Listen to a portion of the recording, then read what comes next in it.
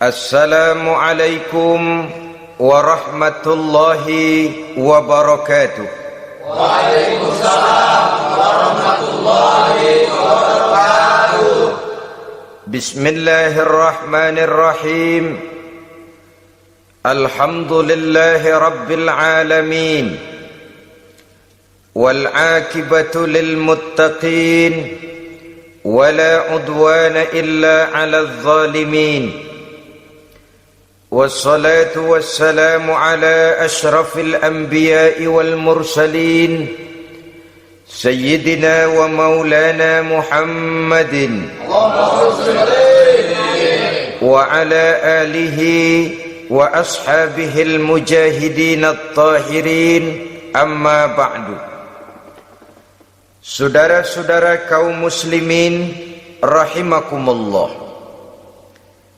Salah satu kelebihan makhluk bernama manusia, yaitu bahwa Allah subhanahu wa ta'ala menghiasi hidup manusia ini dengan syahwat, atau yang lazimnya kita sebut sebagai hawa nafsu. Inilah tenaga yang merupakan daya dorong yang melahirkan dinamika dalam kehidupan manusia, yang menyebabkan terus-menerus terjadinya perkembangan dalam sejarah peradaban dan kehidupan manusia. Hawa nafsu bisa melambungkan seseorang kepada puncak kejayaan, dan hawa nafsu dapat menenggelamkan seseorang ke dasar jurang kehancuran yang paling dalam. Pada surah Ali Imran ayat 14, Allah subhanahu wa ta'ala berfirman, A'udzu billahi minasyaitonir rajim. Zuyyina lin-nasi hubbus syahawati minan nisa'i wal banin wal qanatiril muqantarati minadh dhahabi wal fiddah wal khaylil musawwamati wal an'ami wal harth. Dzalika mata'ul hayatid dunya wallahu indahu husnul ma'ab. Mari kita perhatikan ayat ini lebih dekat lagi. Allah subhanahu wa ta'ala menjelaskan, Zuyyina linnasi hubbus syahawat. Makhluk manusia itu dihiasi dengan hawa nafsu. Dengan kata lain, hawa nafsu adalah perhiasan. Manusia tanpa hawa nafsu sama saja dengan orang yang tidak berhias, monoton, tidak mempunyai perkembangan dalam gerak kehidupannya. Tetapi kalau hawa nafsu adalah perhiasan, maka jika kita berbicara soal perhiasan, ada dua hal yang harus menjadi catatan pokok. Pertama, kapan satu perhiasan boleh kita pakai? Yang kedua, di mana perhiasan itu harus kita pakai? Kalau saudara berdandan rapi, pakai sepatu dengan kaos kaki, celana, jas, pakai dasi segala macam, tapi itu saudara lakukan pada saat saudara akan pergi ke WC, maka saudara sudah memakai perhiasan tidak pada waktu yang tepat. Begitupun sebaliknya, kalau jam tangan saudara pakai di kaki, kopiah saudara pasang di kaki, lalu sepatu naik ke atas jidat, maka saudara memakai perhiasan tidak pada tempatnya yang tepat. Demikian juga sifat yang bernama nafsu. Kapan dia boleh diperturutkan, di mana dia boleh disalurkan, adalah tugas daripada agama untuk mengatur syahwat atau hawa nafsu. Lihatlah kehidupan malaikat. Malaikat makhluk yang diciptakan Allah tanpa hawa nafsu. Maka kehidupan malaikat monoton. Malaikat tidak mempunyai peradaban dan kebudayaan. Malaikat adalah makhluk yang secara instingtif diciptakan untuk berbakti, tidak punya alternatif atau pilihan lain. Saudara lihat, Ada malaikat yang sejak diciptakan diperintahkan untuk sujud, sujud saja sampai sekarang enggak bangun-bangun. Ada malaikat yang sejak diciptakan diperintahkan untuk tasbih, tasbih saja, yang lain tidak. Ada malaikat yang sejak diciptakan diperintahkan mencabut nyawa, nyawa saja urusannya, yang lain tidak. Pekerjaannya monoton, tetapi memang karena tidak ada hawa nafsu, tidak ada kecenderungan malaikat untuk nyeleweng.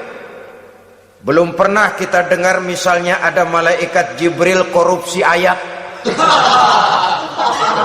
Ini kelihatannya ayat bagus ini, nggak usah disampaikan kepada bawahan Muhammad, dipakai sendiri saja.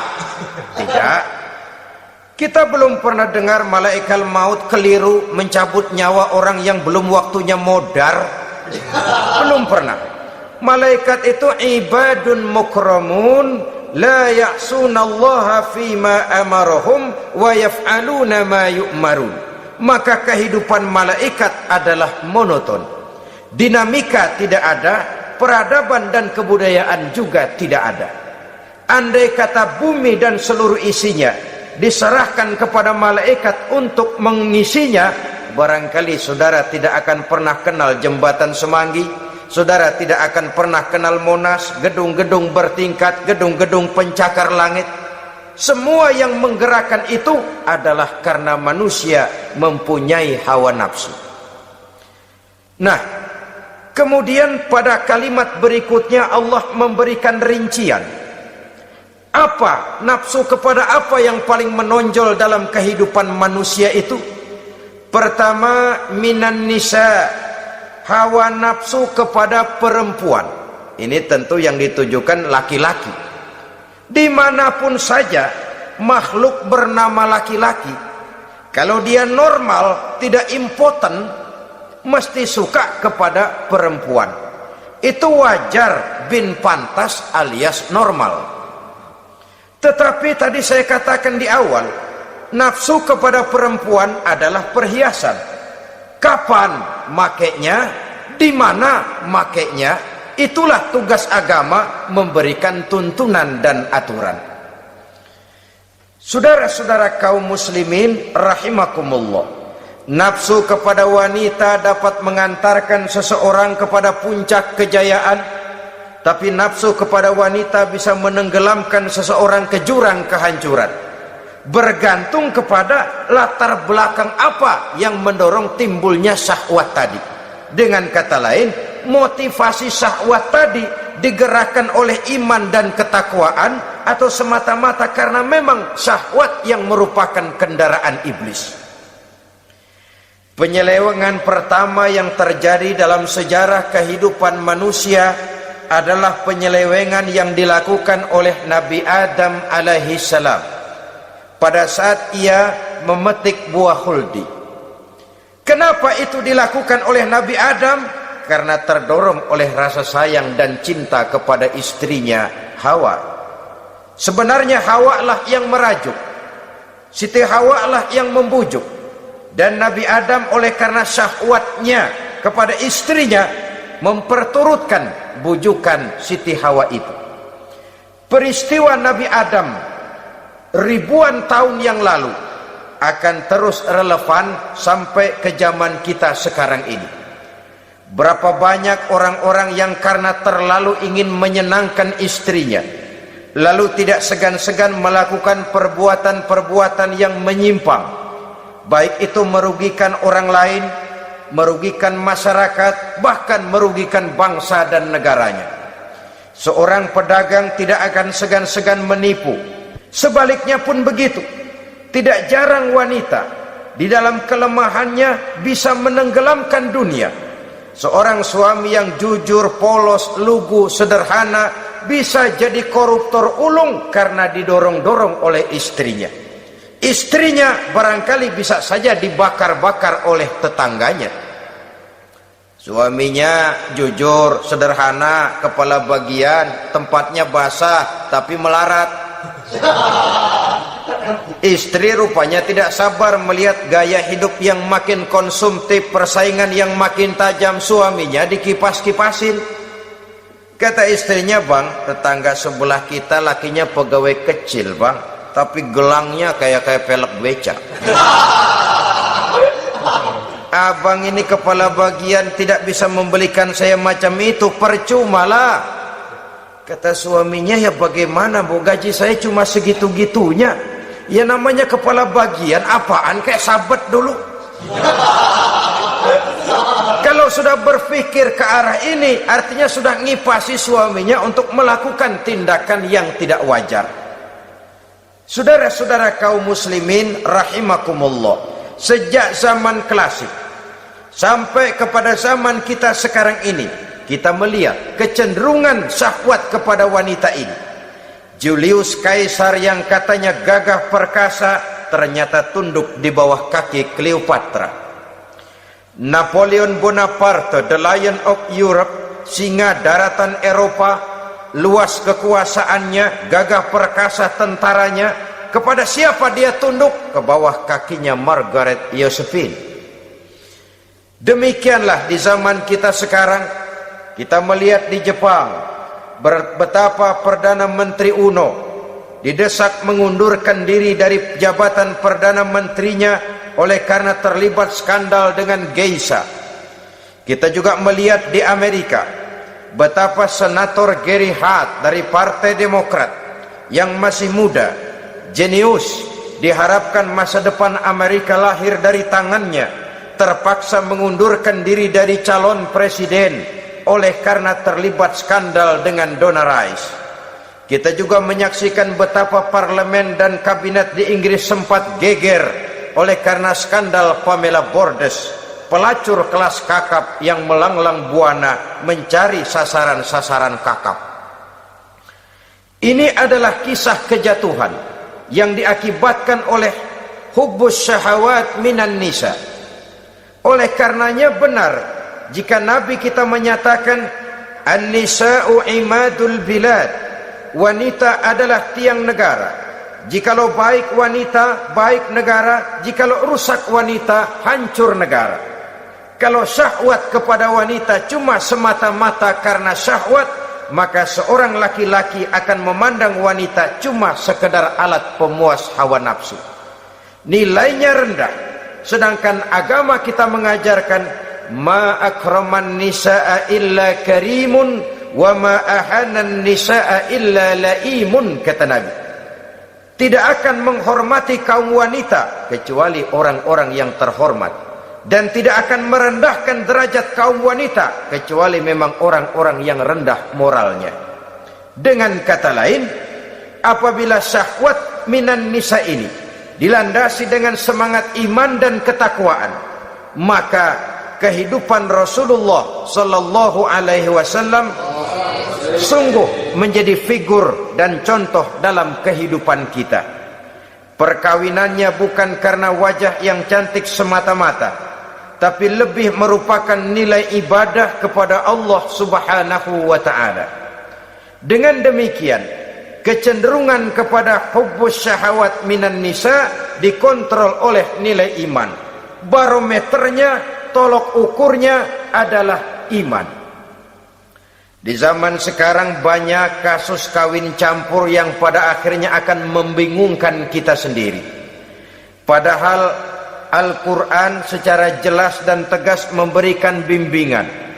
Orang itu kalau sudah, kata Imam Syafi'i, wa ainur ridha an kulli aibin kalilatun kama anna aina sukhti tubdil masawiya. Mata kalau dibalut cinta dia buta terhadap nista, tapi mata kalau dibalut benci hanya melihat yang keji-keji saja. Biasanya cinta kepada wanita memang bisa menimbulkan dorongan yang positif, tapi juga bisa membuat seseorang buta sama sekali. Dorongan yang positif paling kurang dari segi penampilan. Coba lihat lelaki kalau lagi demen perempuan, lenjeh banget kan. Sisiran rambutnya rapi, teriskaan bajunya lancip, sepatunya mengkilat, kantong celananya tebel, perkara anduk isinya bukan soal. yang penting kan gaya. Lalu dinamis, kreativitasnya ada saja timbul. Tapi pada sisi lain, jikalau orang sudah kehilangan pertimbangan, juga kadang-kadang tidak segan-segan mengorbankan akidah, mengorbankan nilai-nilai iman. Padahal ini taruhan utama, sampai Quran dengan tegas memberikan peringatan. Wala ammatun mu'minatun khairun min musyrikatin walau a'jabatkum. Perempuan budak yang hitam legam, kalau beriman itu lebih baik untuk dinikahi daripada wanita cantik berkulit kuning langsat tapi musyrik. Lebih baik budak yang hitam legam beriman daripada wanita cantik berkulit kuning langsat berhati bangsat.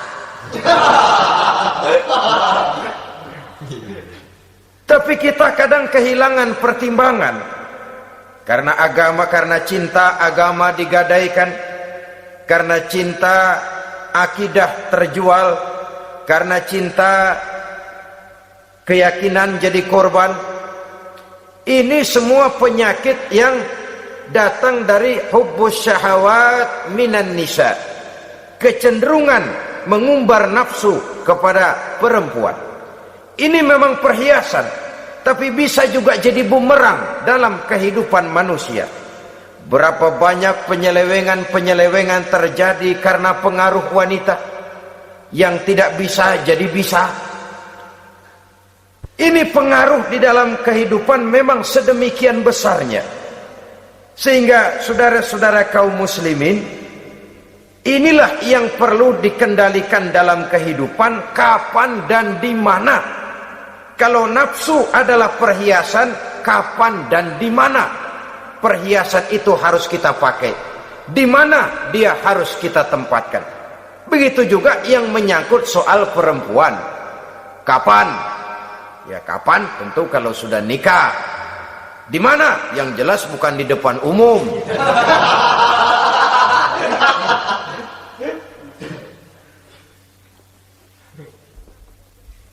Ini nafsu yang pertama, minan nisa. Yang kedua, wal banin. Dihiasi juga manusia dengan kecintaan kepada banin. Makna banin di sini ay al-aulad, anak-anak laki. Kenapa disebut banin, anak-anak laki? Karena pertama, sering anak laki itu lebih jadi kebanggaan buat orang tuanya ketimbang anak perempuan. Sebabnya apa? Pertama, faktor nasab, silsilah lebih kuat kepada laki-laki ketimbang perempuan. Yang kedua, faktor cita-cita. Orang tua kalau punya anak laki-laki, cita-citanya panjang.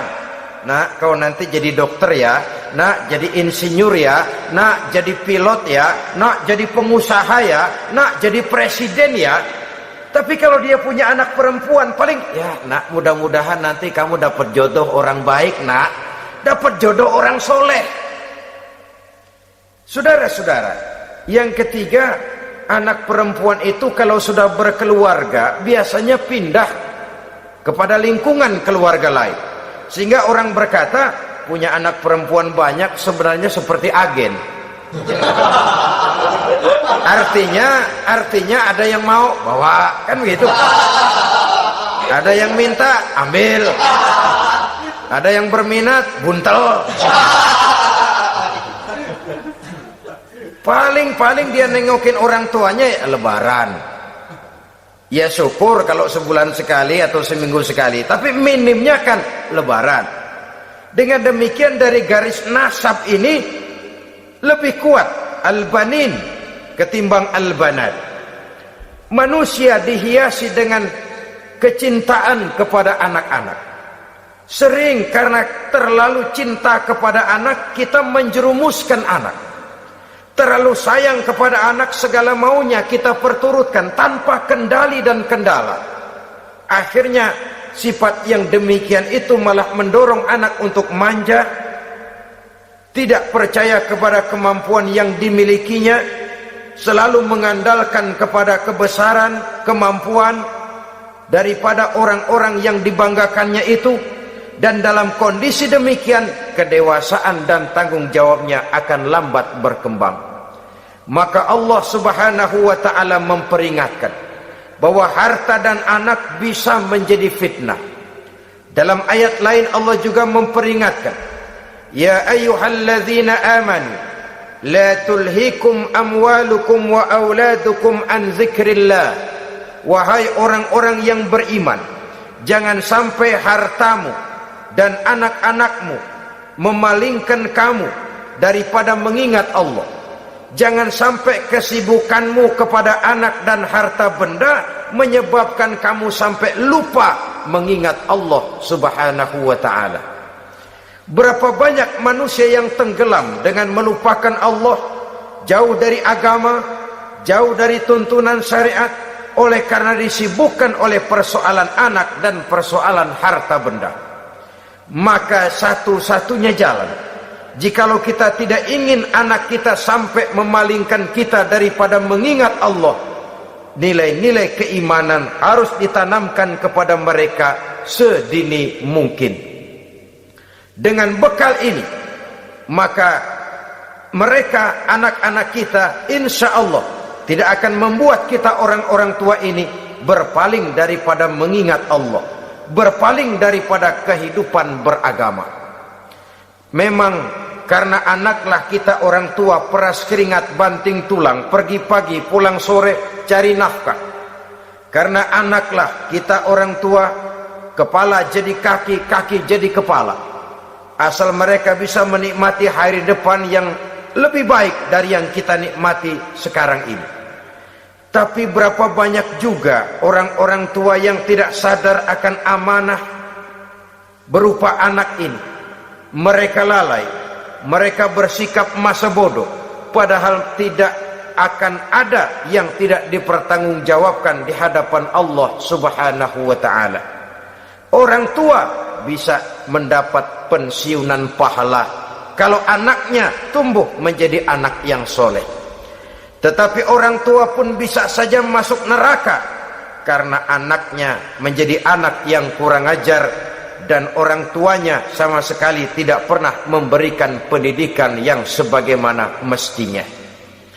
Saudara-saudara kaum muslimin rahimakumullah, kita tentu berharap memperoleh pensiunan pahala dan bukan mendapat tambahan dosa dari kekurang ajaran anak-anak kita akibat kita sebagai orang tuanya tidak pernah mau mendidik mereka. Dalam hadis ada diriwayatkan, ada anak kurang ajar, sembahyang tidak, puasa ibadah tidak, kenal Allah tidak, beriman pun tidak, dosa kelewat banyak, kejahatan berkarat. Di akhirat nanti disidang dia, ditanya, kamu kenal siapa Tuhanmu? Tidak. Kamu tahu siapa nabimu? Tidak. Kitab sucimu apa? Tidak tahu. Kiblatmu di mana? Tidak ada. Kamu sholat? Tidak pernah. Kamu puasa? Tidak pernah. Wah, kalau begitu kamu rusak sekali, kamu neraka. Anak ini mengajukan protes. Saya menuntut keadilan. Benar saya tidak kenal siapa Tuhan saya. Saya tidak tahu apa kitab suci saya. Saya tidak pernah mendirikan sholat, tidak pernah melaksanakan puasa. Pendeknya tidak ibadah dan tidak iman. Tapi semua itu terjadi sebab-sebabnya tidak lain karena orang tua saya tidak pernah mendidik dan mengajarkan saya. Orang tua saya tidak pernah mengarahkan saya ke jalan itu. Sampailah saya seperti keadaan yang sekarang ini. Orang tua saya enak-enakan ngaji, saya teler diantepin aja.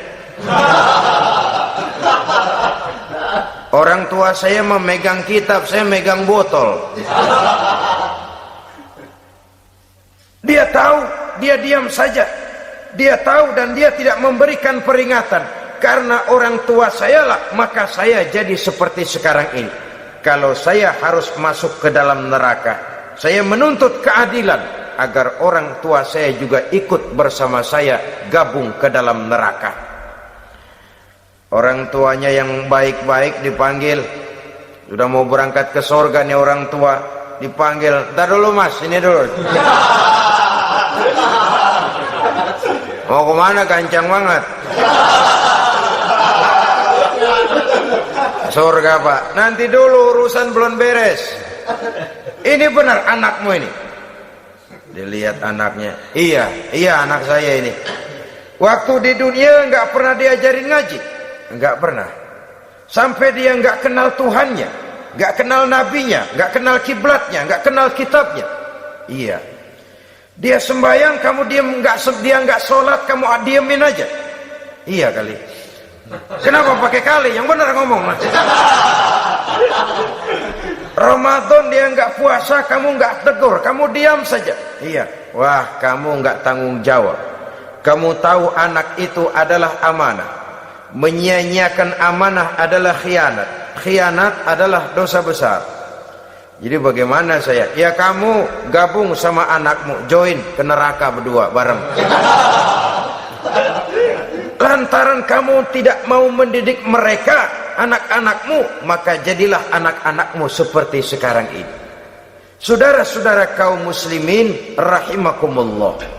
Sebaliknya, jikalau anak-anak kita yang kita cintai ini, yang merupakan buah hati belahan jantung, tumbuh dan berkembang menjadi anak-anak yang soleh, yang bermanfaat bagi masyarakatnya, bagi agama, bangsa dan negaranya, kita orang tuanya bolehlah tentram menerima pensiunan pahala. Menerima pensiunan pahala dari kesolehan anak yang ditinggalkannya. Alangkah nikmatnya mendapat pensiunan pahala. Terbaring kita di bawah pohon kemboja, nilai kebaikan kita dikenal orang, nama kita akan tetap hidup. Oleh karena kita meninggalkan anak-anak yang tumbuh menjadi generasi yang soleh, bukan anak yang salah. Oleh karenanya, kecintaan kepada anak jangan sampai membuat kita lalai dari mengarahkan mereka kepada kehidupan beragama.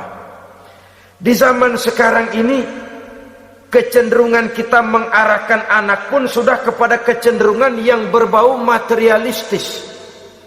Maka yang ramai bagaimana anak bisa mengejar program MBA, Master of Business Administration, supaya keluar bisa jadi manajer. Bagaimana anak lalu kursus komputer, supaya keluar menjadi tenaga yang canggih di bidang komputer. Ya, kalau dia perempuan cantik, bagaimana dia bisa masuk akademi sekretaris and management, supaya bisa jadi sekretaris. Atau bagaimana dia bisa masuk sekolah nyanyi, supaya nanti jadi penyanyi dengan tarik suara, uang lalu mengalir ke dalam kocek jutaan nilainya. Maka yang ramai pun hal-hal yang semacam itu. Dalam pada itu, pengajian, kursus-kursus keagamaan, studi-studi klub yang membicarakan masalah-masalah agama, ramainya kadang-kadang kalau bulan Ramadan, dianggap training center. Ya lumayan, daripada tidak sama sekali mah lumayan. Tapi dengan demikian ini kan merupakan bagian terpokok dari kehidupan manusia. Alangkah idealnya jika dia mengantongi gelar MBA, Master of Business Administration, tapi punya nilai iman yang tangguh, ahli komputer tapi punya keyakinan beragama yang mantap. Dan ini harus ditanamkan lebih dahulu sebelum dia menguasai disiplin ilmu yang lainnya. Saudara-saudara kaum muslimin rahimakumullah, kecintaan kepada anak-anak sering mendorong seseorang untuk menimbulkan sifat nepotisme. Segalanya serba garis keturunan. Sejak ia jalur birokrasi sampai ke dalam kehidupan sehari-hari, nepotisme ini bisa terlihat. Orang kehilangan kondisi objektivitasnya. Mampu atau tidak soal lain, bidangnya atau tidak bukan soal. Yang penting masih ada hubungan keturunan. Maka timbullah tumpang tindih untuk sesuatu pekerjaan yang tidak sesuai dengan kemampuan dan keahliannya. Di desa-desa kita melihat masjid, ketua masjid bapaknya, bendahara anaknya, sekretaris mantunya, Bilal besannya, kolbeduk engkongnya. Pokoknya asal masih ada garis keturunan masuk, tidak minggir. Ini pada akhirnya kurang menciptakan pemerataan kesempatan. Iyalah kalau profesinya, tapi kan jarang yang demikian itu. Kita boleh cinta kepada anak-anak kita, tapi jangan lalu mempergunakan posisi yang kebetulan kita gunakan untuk menempatkan anak-anak kita lebih dari kemampuan yang mereka miliki. Nepotisme yang lahir, sehingga ini bukan saja tidak mendidik, tapi mengakibatkan terjadinya tumpang tindih. Tidak lagi berprinsip the right man on the right job, bahwa orang harus ditempatkan sesuai dengan keahliannya, tapi kita sudah berpikir subjektif, ahli atau tidak ahli, asal masih berbau keturunan, ayo silakan. Nepotisme yang akan lahir. Oleh karenanya, mencintai anak adalah sesuatu yang merupakan perhiasan di dalam kehidupan. Wajar, tetapi harus kita menempatkannya sesuai dengan semestinya. Ini yang kedua. Yang ketiga, nafsu yang menghiasi hidup manusia itu adalah nafsu kepada wal qanatiril muqantarati minadz zahabi wal fiddah. Al-qantarah ay al-malul katsir. Kecintaan, kesenangan, nafsu kepada harta benda yang banyak daripada emas dan perak. Ini tentu sesuai dengan situasi dan kondisi. Kecintaan untuk mengumpulkan harta benda yang sebanyak-banyaknya, baik itu berupa emas, baik itu berupa perak. Ini cuma penyebutan beberapa jenis dari kecenderungan manusia kepada harta benda. Bukankah sering dikatakan orang bahwa manusia di dalam berhadapan dengan harta itu seperti meminum air laut. Makin diminum, makin kering tenggorokan, makin haus kita dibuatnya. Apabila watak ini kita perturutkan, maka manusia tidak akan pernah kenal puas, tidak akan pernah kenal cukup. Nabi kita memberikan peringatan, "Lau anna libni Adam wadiyani min zahabin labtagha lahu mathalisan wa la yamla'u jawfa ibni Adam illa turab." Andai kata manusia mempunyai dua buah ladang yang seluruhnya berisi emas, akan puaskah manusia? Tidak, mereka akan cari ladang emas yang ketiga. Wala yamla'u jawfa ibni Adam illa turab. Sungguh mulut manusia ini tidak akan pernah penuh terisi kecuali kalau sudah disumpal dengan tanah. Artinya kalau sudah dia dipendam di liang lahat baru cukup. Tetapi sepanjang dia masih bergerak, masih hidup dan bernyawa, masih bisa berusaha dan berbuat, dia tidak akan pernah mengenal puas. Ini akan mendorong manusia terjebak kepada menghalalkan segala cara untuk mencapai tujuan. Yang penting kaya, kan begitu. Dan cepat. Sebab sekarang orang sering motong kompas. Yang penting kan cepat kaya. Soal cara, kalau jujur aja mah, sampai kapan mau kaya? Perkara itu renten, bukan soal. Perkara itu judi, tidak jadi masalah. Perkara itu korupsi, menyangkut hak orang banyak, bukan soal. Yang penting cepat kaya. Dan anehnya lagi, tidak malu menumpuk kekayaan dengan cara yang tidak wajar. Ya kan orang hidup bermasyarakat tuh bisa dianalisa tuh. Emang usahanya apa sih? Gajinya sebulan berapa sih? Kok bisa gitu-gitu bener sih? Dari mana sih? Secara langsung orang tidak berani bertanya, tapi dari mulut ke mulut akhirnya tersebar jadi rahasia umum. Si Ano kan punya Ano, dia Anonya seano.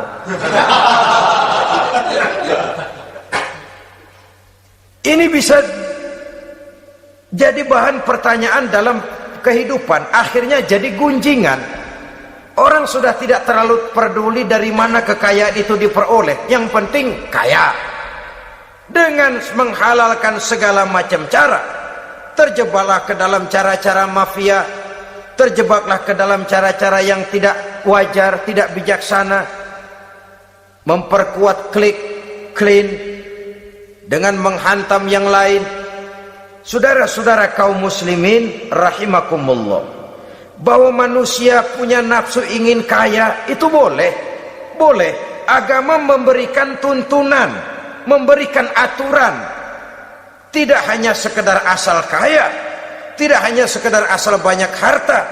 Malahan hadis menyatakan, kalau saudara diberikan umur panjang, pertanyaan akhirat cuma satu kok. Umurmu kau habiskan di mana? Kalau saudara diberikan amanah berupa ilmu pengetahuan, pertanyaan akhirat juga cuma satu kok. Ilmumu kau amalkan untuk apa? Tapi kalau kita diberikan amanah berupa harta benda, pertanyaan akhirat itu dua. Min aina iktasabahu wa fima anfaqahu. Dari mana hartamu kau dapat, kemana hartamu kau belanjakan. Dari mananya ditanya, kemananya juga ditanya, depan belakang ditanya. Dan kalau mempergunakan harta untuk kesenangan syahwat, orang berani bukan main. Tapi kalau untuk kepentingan agama, yang hakikatnya untuk kepentingan dirinya sendiri, berat seperti nyabut bambu dari ujung. Orang kalau menyumbang masjid 100.000, itu kan zohirnya memberikan panitia masjid, tapi hakikatnya kan dia nabung buat dirinya sendiri. Seolah-olah dia cuma berkata, Pak, tolong saya titip 100.000, ini untuk kepentingan saya di akhirat nanti. Silakan uangnya mau dibelikan semen, pasir, kaca, pintu, jendela, silakan. Saya cuma titip, ini untuk saya di akhirat nanti. 100.000 Pak. Zohirnya dia memberikan kepada panitia masjid, madrasah, pesantren, yatim piatu. Hakikatnya dia nabung buat dirinya sendiri di akhirat. Malah tabungan ini bukan SDSB namanya, SDBS. Sumbangan dana berhadiah surga, itu SDBS namanya.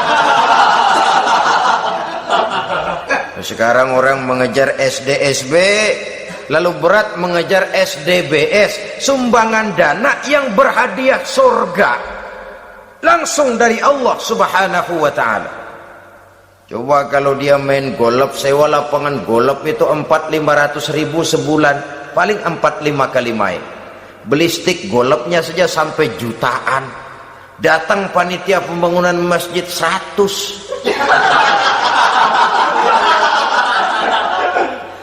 Minta didoain masuk surga lagi. Surga 100.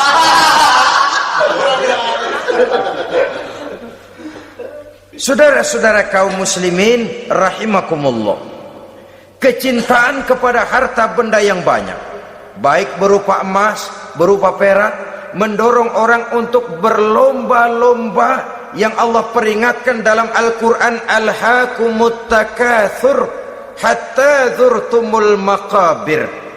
Kamu telah lalai akibat kamu berlomba-lomba memperbanyak materi dunia. Hatta zurtumul maqabir, sampai kamu dekat masuk ke liang kubur, baru rupanya sadar bahwa perlombaan ini tidak akan pernah sampai ke garis finish. Betapapun jauhnya rally Paris-Dakar, garis finishnya ada. Betapapun hebatnya medan yang ditempuh, buasnya gurun pasir Afrika, garis finishnya pasti ada.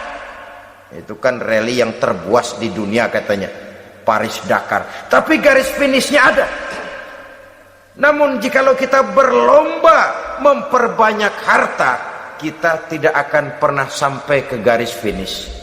Yang kecil-kecilan aja dah. Kalau orang ditanya, kamu kenapa sih belum mau sembahyang? Ya bagaimana mau sembahyang Pak, tinggal di Jakarta masih kontrak.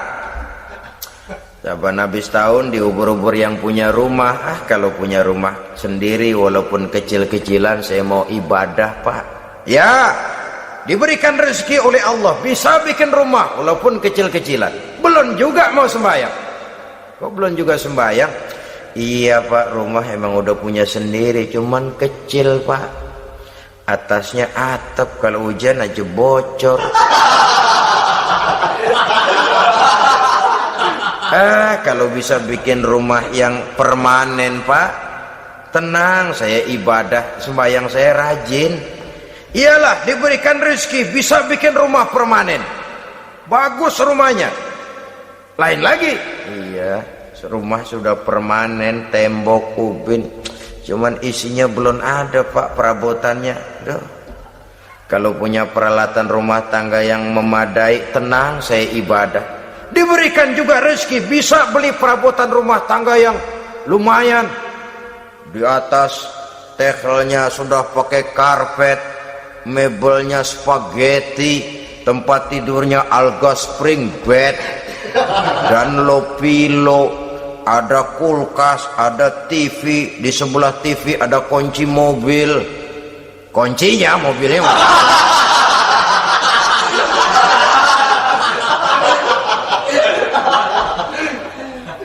bagaimana? Sekarang sudah cukup perabotan. Perabotan sudah ada Pak, cuman kendaraan belum punya ini.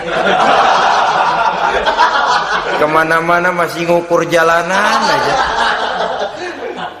Kalau punya kendaraan enak, kemana-mana cepet Pak. Mau ke masjid juga getap dah, rajin.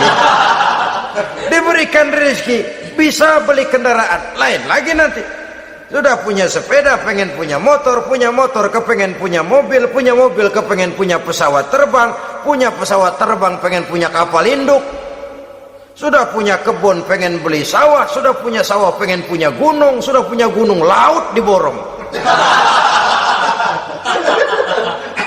Perlombaan materi tidak akan pernah membawa kita ke garis finish, karena sifatnya sangat abstrak, bahkan akan mendorong kita seperti gurita, cenderung kepada penyakit tamak bin rakus alias serakah. Dengan demikian saudara-saudara, bahwa kecintaan kepada harta merupakan nafsu, dan nafsu itu adalah perhiasan, dia bisa menjadi daya dorong positif. Kalau dalam upaya memperoleh harta itu kita tidak akan keluar dari tujuan keridhaan Allah. Saya cari nafkah tapi yang Allah ridho. Saya ingin kaya tapi dengan cara yang Allah ridho. Ini kunci yang akan menyelamatkan kita manusia dari perangkap menghalalkan segala cara. Ini yang ketiga. Yang keempat, dihiasi manusia itu dengan nafsu kepada wal khailil musawwamah, kuda yang bagus, kendaraan yang bagus, kuda yang terpelihara. Al-musawwamah ada yang mentafsirkan ar-ra'iyah. Ar-ra'iyah itu yang digembalai, binatang ternak, kuda yang digembalai atau kuda yang diikat. Artinya kalau dulu kan yang namanya tuan-tuan tanah itu baru dibilang bejeger kalau kemana-mana naik kuda.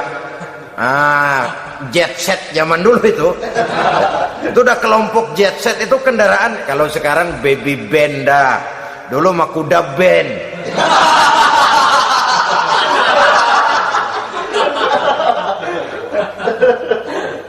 Manusia punya kecenderungan suka kepada kendaraan, apalagi di zaman sekarang ini. Wah, iklan-iklan itu kan sangat menggoda kita, melayani segala macam bentuk penjualan. Nah, ini lalu terangsang biar duit cekak. Kalau udah ngebaca itu, wah berani banget dah. Tahu duit nggak mungkin cukup, tapi begitu baca melayani segala macam bentuk penjualan dengan fasilitas ringan. Nah, jadi dah. Jadi juga punya mobil, jadi dah. Perkara utang itu bakal nyekek leher, bukan soal. Kasihan saudara-saudara kita di daerah-daerah yang terjebak kepada iklan-iklan merangsang, yang akhirnya di luar kemampuan, sehingga terjebak. Pada saat dia harus mengembalikan kredit, dia tidak mampu, barang disita, uang hangus, nyengir deh. Bekipas sembari tahlil. Habis arang besi binasa. Bahwa kita menginginkan kendaraan yang serba baik, silahkan. Tiap akhir tahun ganti merek, keluar yang baru, ganti lagi. Itu kalau orang yang mampu. Buat kita yang tidak mampu, kenapa tidak bersyukur melihat yang lebih rendah di bawah kita? Alhamdulillah kita punya mobil, tangga kita cuman punya motor. Yang punya motor, syukur kita punya motor bisa rada cepetan. Tangga sebelah punya sepeda, mana-mana kekejek mulu. Yang punya sepeda, alhamdulillah punya sepeda. Tangga sebelah kemana-mana jalan kaki. Yang jalan kaki, syukur masih bisa jalan. Temen sebelah lumpuh bertahun-tahun gak. Yang lumpuh, alhamdulillah masih hidup. Tangga sebelah kemarin out, nggak balik lagi. Saudara-saudara, saya pikir menengok ke atas itu perlu supaya ada rangsangan kita untuk maju. Tapi menengok ke bawah pun juga lebih perlu agar kita mensyukuri yang ada dan tidak suudzon, tidak buruk sangka kepada Allah. Apa yang diberikan Allah kepada kita sekarang ini, itulah yang terbaik menurut Allah untuk kita. Saudara-saudara kaum muslimin rahimakumullah. Dahulu ada seorang pemuda, matanya buta. Dia mengeluh, ya Allah, kenapa saya dilahirkan dalam keadaan buta? Apa dosa saya? Apa salah saya? Andai kata saya tidak buta, saya melihat keindahan alam ini, saya lebih akan bersyukur kepadamu ya Allah. Nah sudah, dia berburuk sangka kepada Allah. Satu hari, ini Raja Baduy di pedalaman mengerahkan tentaranya menculik anak-anak muda. Ini Raja Baduy ini kanibal, artinya suka makan daging manusia.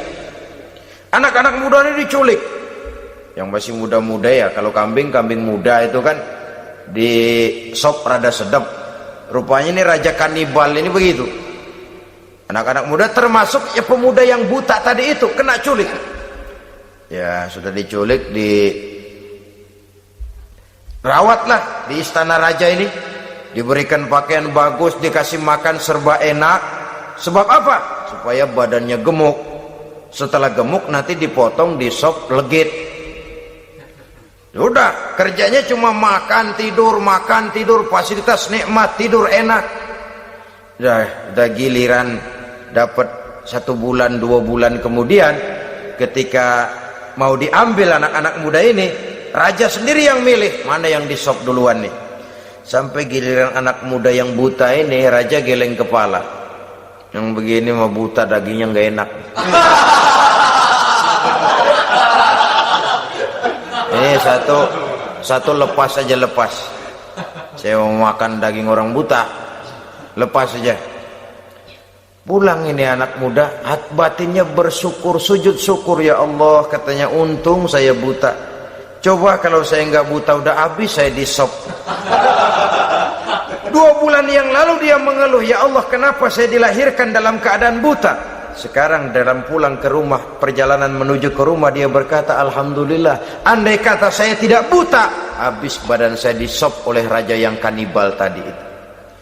Saudara-saudara kaum muslimin rahimakumullah. Jadi dengan demikian pola hidup yang konsumtif sesungguhnya sangat tidak mendidik apabila dilatar belakangi oleh kemampuan yang tidak menunjang. Dengan demikian setidaknya mendidik orang untuk berkhayal. Anak-anak muda sama merek mobil ngerti banget dah, punya kagak? Ini BMW model terakhir nih. Nih kemarin gue ngeliat di sana, gue megang rame banget.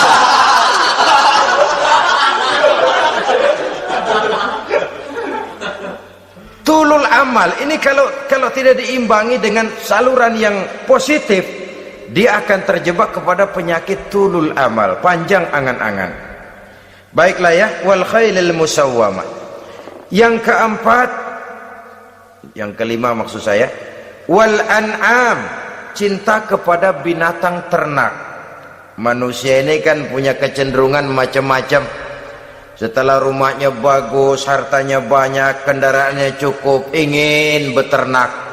Jadilah peternak. Ini kecenderungan manusia, wajar saja sepanjang didapat dan dilakukan dengan cara-cara yang wajar.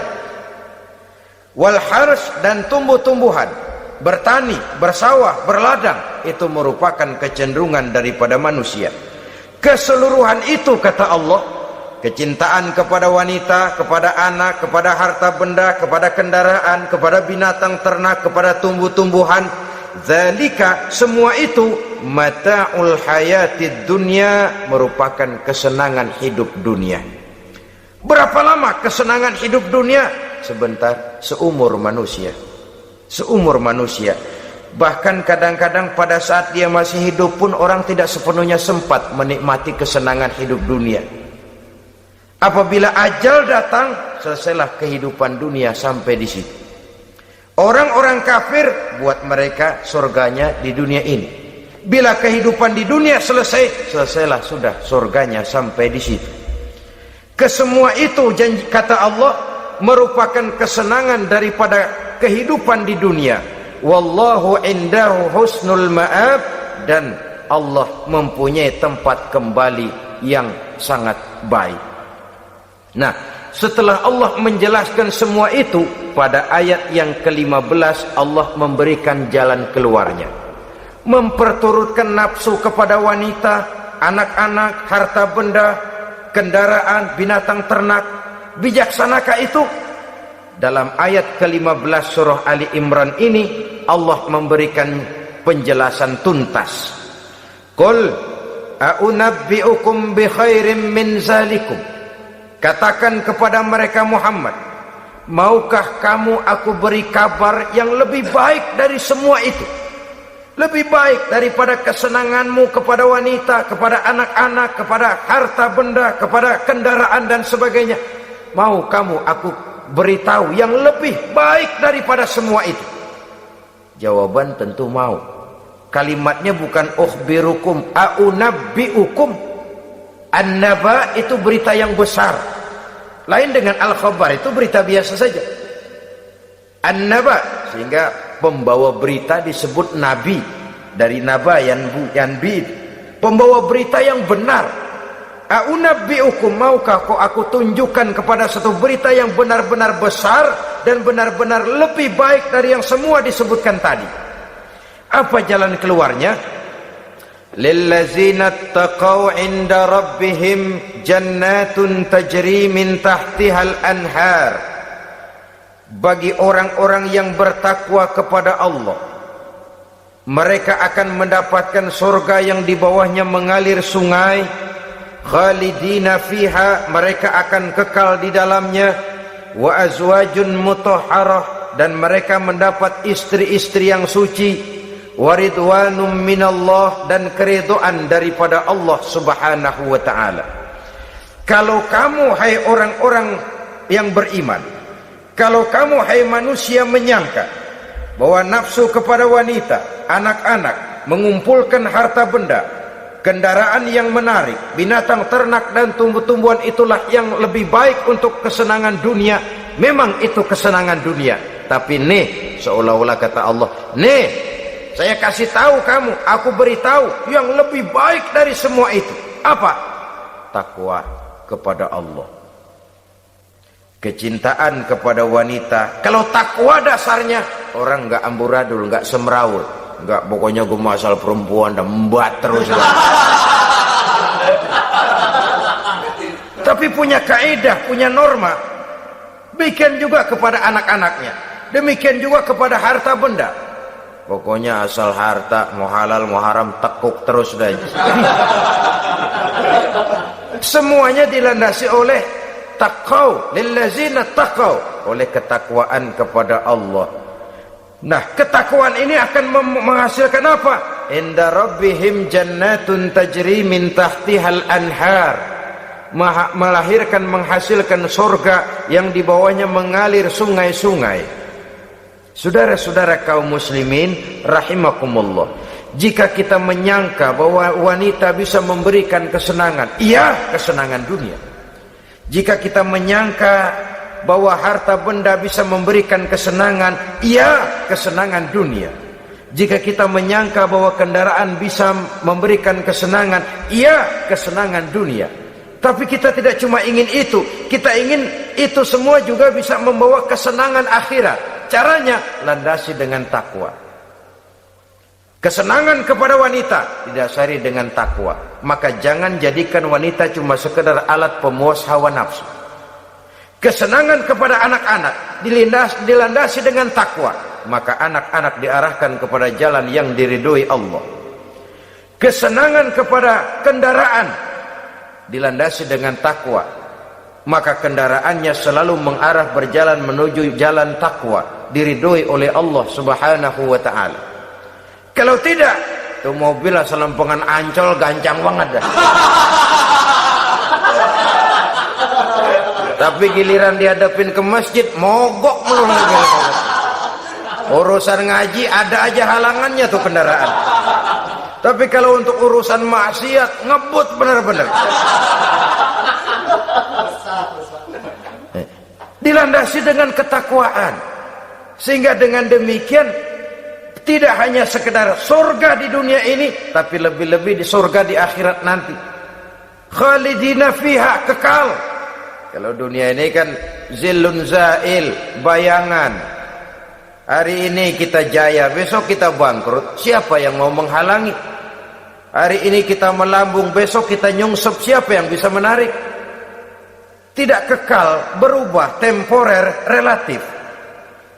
Di sana kebahagiaan yang dilandasi dengan takwa ini sudah surga, kekal di dalamnya, azwajun mutahharah. Dapat istri-istri yang suci. Suci dalam arti belum pernah dijamah orang lain. Suci dalam arti tidak pernah terkena halangan, seperti men misalnya, baik menstruasi atau mencret, itu tidak. Azwajun mutahharah. Konon makna mutahharah ini ya artinya juga bisa selalu gadis, bidadari itu, selalu perawan, tidak pernah janda, walaupun tiap hari dipakai, perawan terus. Dan yang lebih penting, waridwanum minallah, mendapat ridho dari Allah Subhanahu wa ta'ala. Jadi hawa nafsu dengan motivasi takwa, itulah sesungguhnya yang dikehendaki oleh Ali Imran ayat 14 dan 15 ini. Dengan demikian manusia dengan ketakwaannya mengendalikan hawa nafsu, dan bukan malah dikendalikan oleh hawa nafsunya. Sehingga dengan demikian seluruh fasilitas yang dimilikinya, baik itu berupa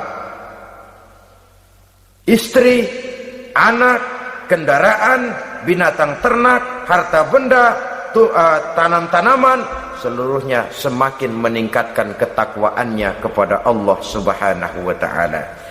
Mudah-mudahan kita bisa mencapai tingkat ini, di mana kita hidup mampu dan sanggup mengendalikan nafsu, bukan malah dikendalikan oleh hawa nafsu. Terima kasih dan mohon maaf. Wassalamualaikum warahmatullahi wabarakatuh. Waalaikumsalam warahmatullahi